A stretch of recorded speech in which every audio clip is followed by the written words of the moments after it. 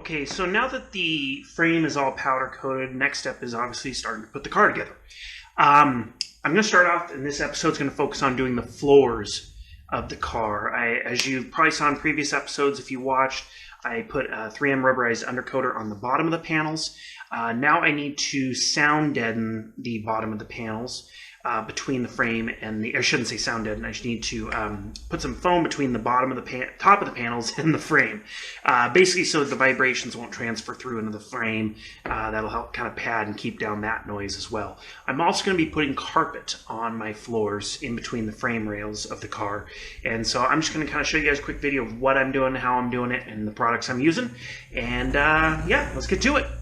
The first step I'm going to do here is I purchased this foam like weather stripping off Amazon. It's basically a 1/2 inch by I think a 1/16 or an 1/8 inch. And then there's, I got a huge roll of it. It was like 100 feet or something. It wasn't much. I think it was like 10, 15 bucks. And basically this has an adhesive on one side. And so what I'm going to do is between all of the riv nuts in the bottom, I'm going to put a strip on the frame of this adhesive. And basically when the floor panel sandwiches there, this should hopefully keep down the vibrations. A lot of guys use silicones and things like that. The reason I am not doing that is because it's going to be a bear, if not impossible, to get it back off the frame.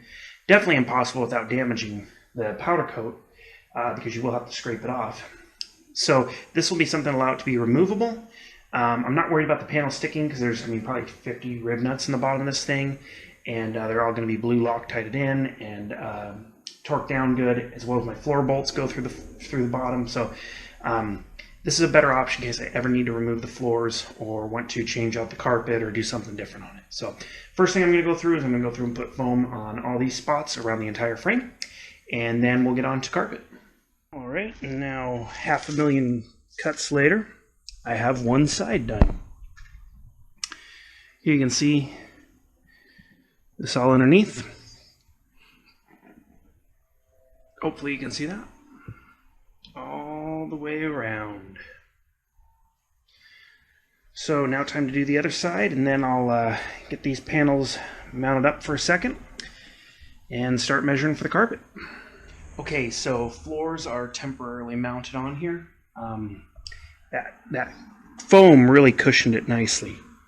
No noise when putting the panels on, no rattling, no bumping, nothing. These are still loose, but there's no rattle to it. It's pretty deadened by that foam. So I gotta find my permanent marker here. But the reason I have the floors on temporarily is for when I go to mount the carpet. Kind of a weird shape in here for these floor panels. I'm not going to do the whole thing in carpet. I'm just going to do 4 sections. And so what I am doing is I am going through and tracing the outline of where the bars are on each panel or each section. And this will let me know where to put the carpet. So I'm basically going to trace all these out so I know where the carpet goes, or where the frame rails are, I should say. And then I will take them off, and I'm going to make some cardboard templates from underneath and cut them to this shape so I can cut my carpet. I don't know how well that's going to work, but that seemed like the best and easiest option to me. So got them all marked, and now it's time to remove the floors and make some templates for the carpet. Okay, so quick overview. I basically, one of my distributors I use for work, I just got some black indoor-outdoor carpet from them. Not too big of a piece, you can see it right over there. And basically just cut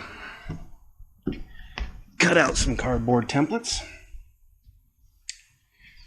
Traced them, through this way. Cut them out, cut out the carpet, and you only need to make one template for each side because then you can just flip it over and it mirrors the other side of the frame. And then basically put some double stick carpet tape on the aluminum panels. And then I will basically just be peeling the other side off and sticking this on like so. And then hopefully the frame rails will just tuck over the edge there and help hold the carpet down as well. But then if I ever need to change the carpet out in the future, I can peel this up and remove it. And if I want to put something else on there, or new carpet, whatever, that gives me the ability to do that besides using contact cement or carpet mastic to put these down with. So yeah, I'm going to go ahead and get the rest of these cut out, put them on, and then get the panels mounted. Okay, so this is what we got here. Basically, I got 4 segments of carpet installed there. And I already got this panel on right now. I did use blue Loctite to put these in, so hopefully none of them can come loose in the future. And that's what we're looking at for the carpet. I think it turned out pretty darn nice. So, got to get the other side panel on, and then that'll be that. So, thanks for watching, guys. Hopefully this gives you a little input on what I did. You know, as far as the supplies go, basically just basic indoor-outdoor carpet. I think you can get this stuff at Lowe's or Home Depot too. It's just a little more expensive than my distributor. The foam tape I got off Amazon. It was 1/2 inch by 1/16 inch self-adhesive, like weather stripping, I think it was called, something like that.